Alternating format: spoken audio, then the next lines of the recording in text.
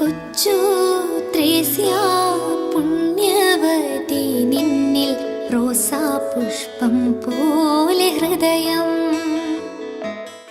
ചെറുപുഷ്പമൊഴികൾ. വിശുദ്ധ ചെറുപുഷ്പത്തോടൊപ്പം 100 ദിനങ്ങൾ.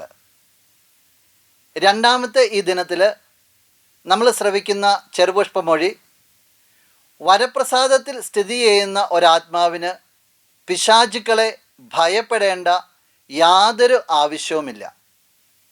നമുക്ക് പ്രാർത്ഥിക്കാം. ഇഹലോക ജീവിതത്തിൽ മാലായിക്കടുത്ത പരിശുദ്ധിയുടെയും ആധ്യാത്മിക ശിശുത്വത്തിൻ്റെയും ദൈവതിരുവനസുള്ള പൂർണ്ണമായ കയ്യാളപ്പിൻ്റെയും ദർപ്പണമായ വിശുദ്ധ കൊച്ചു ത്രേസ്യായെ ഞങ്ങളെ നീ ദയോടെ തൃക്കൻ പാർക്കണമേ. ഞങ്ങളുടെ കാര്യങ്ങളെല്ലാം നിന്നെ ഞങ്ങൾ ഭരമേൽപ്പിക്കുന്നു. ഞങ്ങളുടെ അരിഷ്ടതകളെല്ലാം നിൻ്റേതായി നീ സ്വീകരിക്കണമേ. നിൻ്റെ ആയുസിൻ്റെ ആരംഭദശയിൽ തന്നെ സ്വർഗരാജ്ഞി അമലോത്ഭവന്യ വാത്സല്യത്തോടെ നിന്നെ കടാക്ഷിക്കുകയും നീ അവിടുത്തെ വത്സല ശിശുവായി തീരുകയും ചെയ്തുവല്ലോ.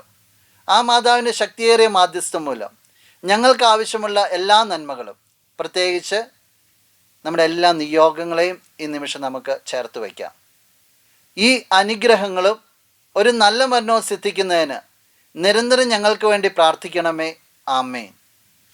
നമ്മുടെ കർത്താവ് ഈശോ മിശിഹായുടെ കൃപയും പിതാവായ ദൈവത്തിൻ്റെ സ്നേഹവും പരിശുദ്ധാത്മാവിൻ്റെ സഹവാസവും വിശുദ്ധ കൊച്ചു ത്രേസ്യായുടെ പുഷ്പവർഷവും നിങ്ങളെല്ലാവരോടും കൂടെ ഉണ്ടായിരിക്കട്ടെ, ഇപ്പോഴും എപ്പോഴും എന്നേക്കും.